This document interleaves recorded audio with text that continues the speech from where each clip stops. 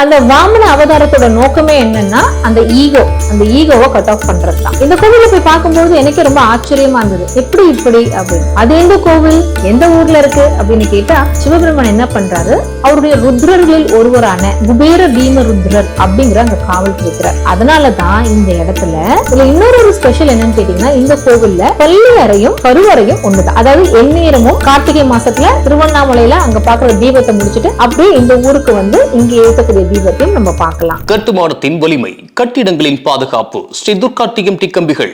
DVR garden signature living T Nagar இப்போ திருவள்ளூருக்கு வந்தாச்சு. Near D Mart on new bypass road, Tiruvallur நகராட்சிக்குட்பட்டது. பிளாட் 20 லட்சம் முதல். கான்டாக்ட் 9955518814.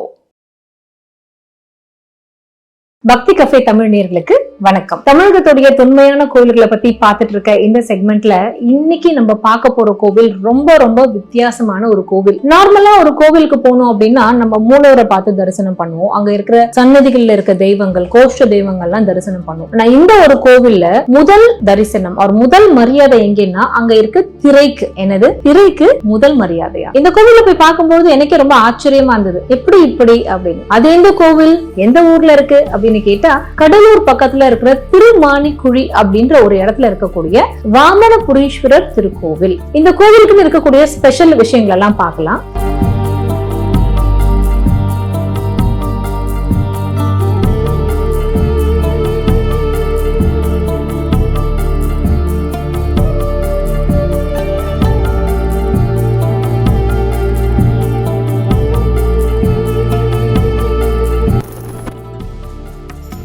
இந்த கோவிலோட விசேஷம் என்னன்னா, இங்க திருமால் நாராயணன் வாமன அவதாரத்துல வந்து இங்க இருக்கிற சிவபெருமான பூஜித்து அவருடைய பாவங்கள் நிவர்த்தியானதா இங்க ஒரு புராண கதை இருக்கு. இப்ப இந்த கோவில் ரெனோவேஷன்ல இருக்கு. ஆனாலும் நாங்க போகும்பொழுது பாத்தீங்கன்னா ஒரு உச்சிக்கால பூஜைக்கு நாங்க போய் சேர்ந்தோம். கோவிலுக்குள்ள போனீங்க அப்படின்னா கோவில்ல மூலவருக்கு வெளியில இருக்கிற அந்த பிரகாரத்திலேயே முதல்ல இந்த ஸ்தலத்தோடைய புராண கதைய அங்க சிற்பமா வடிச்சு வச்சிருக்காங்க. இந்த ஸ்தலத்தோட புராண கதை என்ன அப்படின்னு கேட்டா, நமக்கு எல்லாருக்குமே தெரியும், ஸ்ரீமன் நாராயணர் அவருடைய அவதாரங்கள்ல வாமன அவதாரம் எடுத்தாரு. எதுக்காக எடுத்தாரு? அந்த வாமன அவதாரத்தோட நோக்கமே என்னன்னா அந்த ஈகோவை கட் ஆஃப் பண்றதுதான். இங்க என்ன நடந்தது?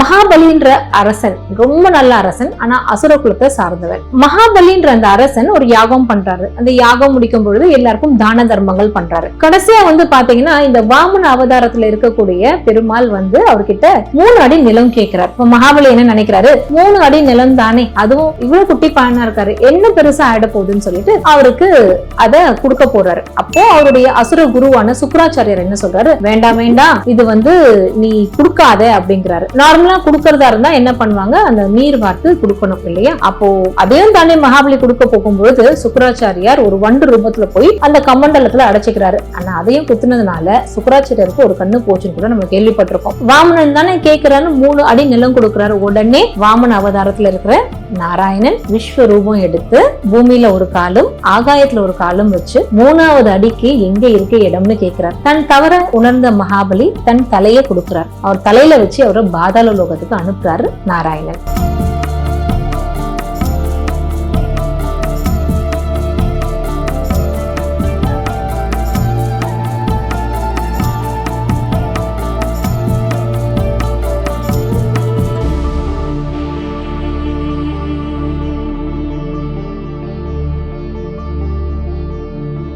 இந்த மகாபலி ரொம்ப நல்லா தான் அரசாண்டுட்டு வந்தான். சோ அப்படி இருந்ததுனால இந்த பாதாள லோகத்துல அனுப்பின அந்த பாவம், அதாவது அந்த பிரம்மஹத்தி நம்ம வாமன அவதாரத்துல இருக்க நாராயணனுக்கு வருது. அப்ப அதை கேட்கும் பொழுது இதுல இருந்து ஒரு பரிகாரமா என்ன செய்யணும்னா, இந்த இடத்துல இருக்கிற சிவபெருமான வணங்கணும். இங்க இருக்கிற சிவபெருமான் பாத்தீங்கன்னா ஆகாயத்துல இருந்து பூமி வரைக்கும் அப்படி இருக்காரு. அப்ப இந்த வாமனன் சொல்றான், சிவபெருமானே நீ இவ்வளவு பெருசா இருந்தா உன்னை நான் எப்படி பூஜை பண்றது? இங்க இருக்கிற இந்த வாமன பிரம்மச்சரிக்காக குழியில அமர்ந்ததுனால இந்த ஊரோட பேரு திருமானிக்குழி அப்படின்னு ஏற்பட்டதாக சொல்லப்படுது. இந்த இடத்துல வாமன அவதாரத்துல இருக்கிற பெருமாள் சிவபெருமான எந்த ஒரு டிஸ்டர்பன்ஸுமே இல்லாம எப்போதும் சேவிச்சுட்டு இருக்கணும் அப்படின்னு சொன்னதுனால சிவபெருமான் என்ன பண்றாரு, அவருடைய ருத்ரர்களில் ஒருவரான குபேர பீம ருத்ரர் அப்படிங்கிற அங்க காவலுக்கு வைக்கிறார். அதனாலதான் இந்த இடத்துல முதல் மரியாதை, முதல் பூஜை குபேர பீம ருத்ரருக்கு தான். அது எப்படி இருக்கும் அப்படின்னு சொன்னீங்கன்னா, உள்ளுக்குள்ள மூலவர் இருப்பாரு, ஒரு திருச்சீலை போட்டிருப்பாங்க. அந்த திருச்சீலையில குபேர வீரருத்ரரோட படம் இருக்கும். முதல்ல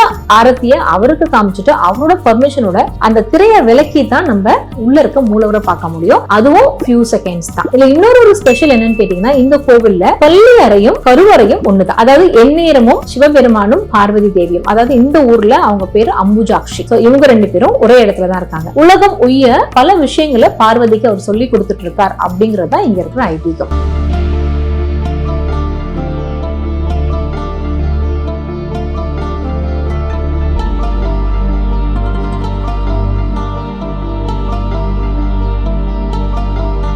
சில மணி துளிகள் தான் நம்ம உள்ள இருக்கிற மூலவரை பார்க்க முடியும் அப்படிங்கறதுனால இங்க இருக்க நந்தி கூட எப்படி இருக்குன்னா வித்தியாசமா இருக்கும். நார்மலா நந்தி பார்த்திருக்கீங்க, லைட்டா அப்படி தலையை சாச்சிட்டு இருக்கா போல இருக்கும். ஆனா இந்த ஊர்ல இருக்க நந்தி அப்படியே ஸ்ட்ரெயிட்டா கடவுளை பாக்குறதுக்கு, அதாவது அந்த திரை எப்ப விலகும், நான் எப்போ என் சிவபெருமானை பார்ப்பேன் அப்படின்னு வெயிட் பண்ணிட்டு இருக்கா போல இந்த நந்தி கூட இருக்கும். ரொம்ப பியூட்டிஃபுல்லா இருக்கு இந்த விஷயங்கள் எல்லாம் பாக்குறதுக்கு. சோ நீங்க உள்ள என்டர் ஆகும்போதே பாத்தீங்கன்னா இந்த கதை தான் அந்த இடத்துல சிற்பமா வடிச்சிருக்காங்க. அதுல கூட முக்கியமா பாத்தீங்க அப்படின்னா ஒரு சிவபெருமான் பார்வதி இருக்கா போல, கீழே ஒரு விளக்கு அண்ட் அதுல எண்ணெய் திரி எல்லாம் போட்டிருக்கா போல ஒரு எலி. அதாவது முன்பொரு காலத்துல இந்த மகாபலின்ற அவரு ஒரு எலியா இருந்தாராம். அவரு போய் அங்க இருக்கிற அந்த நெய் தீபத்தோடைய திரியை இழுத்து விட்டுருக்காரு. ஆக்சுவலி அணைரா போல இருந்த அந்த தீபம் இந்த திரியை இழுத்ததுனால நல்லா எரிஞ்சுதான். அதனால அந்த எலிக்கு சிவபெருமான் கொடுத்த அருள் தான் அடுத்த ஜென்மத்துல அவர் இவ்வளவு பெரிய அரசனா பிறந்தாராமா. சரி, அரசனா பிறந்தாரு, அது ஏன் அசுர அரசன் அப்படின்னா பார்வதி தேவி கேட்டாங்க, அது எப்படி ஒரு எலி அதோட வாயில இருக்க எச்சில் தொட்டு உங்களோட விளக்க திரிய தொட்டு இருக்கு, அதுக்கு நீங்க என்ன இவ்வளவு விஷஸ் கொடுக்குறீங்க அப்படின்னு கேட்கும்போது அதனாலதான் ஒரு அசுர அரசனா பிறந்தாங்க. இதெல்லாம் ரொம்ப சுவாரஸ்யமா இருந்தது கேட்கறதுக்கு. அதை தாண்டி அடுத்த சிற்பங்கள் நீங்க பார்க்கும்போது அதுல ஒரு சிற்பத்துல சுக்ராச்சாரியும் கருடனும் சண்டை போடுற போல இருக்கு. ஏன்னா பெருமாள் கருடன் வாகனம், சுக்ராச்சாரியார் அசுரருடைய குல குரு. அப்போ இவர் வேணான்னு சொல்றாரு இல்லையா அது கொடுக்கறதுக்கு. அப்போ அதனால கருடனும் அவரும் சண்டை போடுற போல அந்த சண்டையப்போ அங்க இருக்கிற கருடனுடைய அந்த அழகு கீழே குத்தி அதனால அங்க ஒரு ஆறு உருவாச்சாமா. அதுதான் கெடிலம் ஆறு. கருடன் ஆறு அப்படின்றது மருவி, கருடன் ஆறு அப்படின்றது மருவி கெடிலம் ஆறு ஆச்சு அப்படின்னு சொல்லப்படுது. ரொம்ப இன்ட்ரெஸ்டிங்கா இருந்தது. அங்க நீங்க பாத்தீங்கன்னா கெடிலம் ஆறு அந்த இடத்துல ஓடுது. இந்த கெடிலம் ஆறுங்கிறது ரொம்ப ரொம்ப ஸ்பெஷலான ஒரு விஷயம். அடுத்த ஸ்பெஷல் விஷயம் என்னன்னு கேட்டீங்கன்னா, இந்த கோவில் பல யுகங்களா இருக்குன்னு சொல்றாங்க. ஒரு யுகத்திலையும் இந்த தெய்வத்துக்கு வித்தியாசமான பேர். ஒரு யுகத்துல மாணிக்கவரதர், மாணிக்கவல்லி. அடுத்தது பாத்தீங்க அப்படின்னா வாமனபுரீஸ்வரர், அம்புஜாக்ஷி. இந்த அம்புஜாக்ஷி அப்படின்னு ஏன் பேர் வந்தது? அம்புஜம் அப்படின்னா தாமரை மலர்கள். தாமரை மலர்கள் போல கண்கள் இருக்கிறதுனால இங்க இருக்கிற அம்பாலோட பேரு அம்புஜாக்ஷி அப்படின்னு சொல்றாங்க. இங்க இந்த பிரகாரம் சுத்தி வரும்போது பாத்தீங்கன்னா இன்னும் ஒரு முக்கியமான விஷயத்த நம்ம பார்க்கலாம். இங்க இருக்கிறவங்க ராஜ துர்கை அப்படின்னு நல்லா ஜபர்தஸ்தா இருக்காங்க. ஆனா அவங்க காலு கீழே அந்த மகிஷன் இல்ல. நார்மலா இந்த மகிஷாசுர வதம் முடிஞ்சு அப்புறமா துர்கை இருப்பாங்க. இங்க அந்த வதத்துக்கு முன்னாடியே அவங்க இருந்ததுனால அந்த மகிஷனோட ஃபார்ம் அங்க இல்ல. இதுவும் ரொம்ப முக்கியமான ஒரு விஷயம். இங்க இருக்கிற துர்கை பார்க்கும் போதே ரொம்ப அப்படியே ஆனந்தமா இருக்கும். ராஜ துர்கை, அவங்களை பார்க்க மிஸ் பண்ண வேண்டாம்.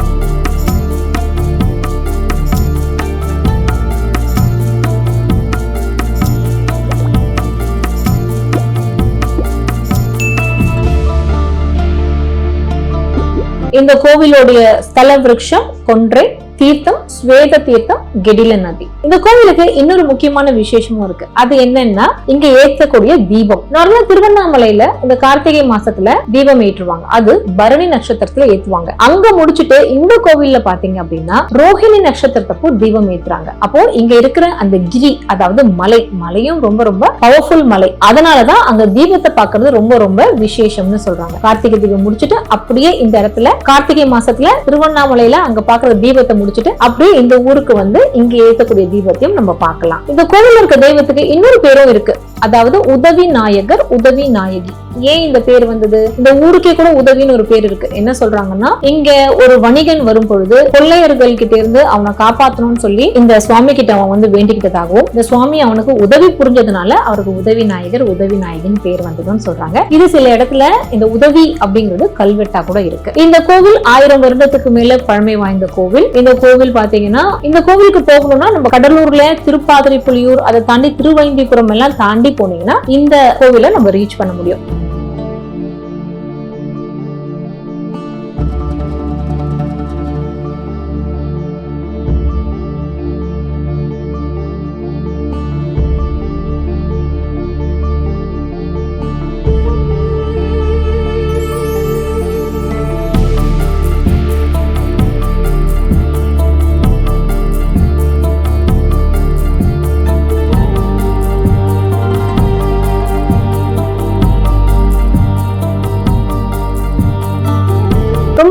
விசேஷமான கோவில். ஆனா பாத்தீங்கன்னா இப்ப ரெனோவேஷன்ல இருக்கு. இவ்வளவு விசேஷம் இருக்கு அப்படிங்கிறது நிறைய பேருக்கு தெரியல. இதுல முக்கியமா பாத்தீங்கன்னா இங்க ஸ்வர்ணாகாஷ்ண பைரவர் காவல் தெய்வமாவும் இங்க பைரவர் இருக்கிறது ரொம்ப ரொம்ப விசேஷம். அண்ட் ருத்ர ஸ்தலம்னு இது சொல்லப்படுது. ருத்ரன் எவ்வளவு பவர்ஃபுல்னு உங்களுக்கு தெரியும். இந்த கோவில் பாடல் பெற்ற ஸ்தலம். திருஞான சம்பந்தர் இந்த கோவிலை பத்தி பாடியிருக்கார். அதை தாண்டி இந்த ஊருக்கு அந்த பக்கம் பாத்தீங்கன்னா சுந்தரர் பாடின்னு ஒரு கிராமமே இருக்கு. சுந்தரர் அங்க வந்து பாடினதுனால தானே அந்த ஊருக்கு அந்த பேர் வந்திருக்கு. ஆனா நமக்கு அந்த சுவடிகள் எல்லாம் கிடைக்கல. அப்ப இங்க வந்து திருஞான சம்பந்தர் பாடி இருக்கார். இவ்வளவு அருமையான ஒரு கோவில், அதாவது ருத்ர ஸ்தலமா இருக்க கோவிலை பத்தி நிறைய பேருக்கு தெரியல. இது மாதிரி நம்மளுடைய பெருமை மிகு ஸ்தலங்களை நீங்களும் போய் பாருங்க. நம்ம எல்லாம் போய் பார்க்கத்தான் இதோடைய புகழ் இன்னும் நிறைய பரவும். திருமாணிக்குழி வாமனபுரீஸ்வரர் பாப்பீங்கன்னு நம்புறேன். அடுத்த ஒரு நல்ல கோவிலோட உங்களை நான் சந்திக்கிறேன். நன்றி, வணக்கம்.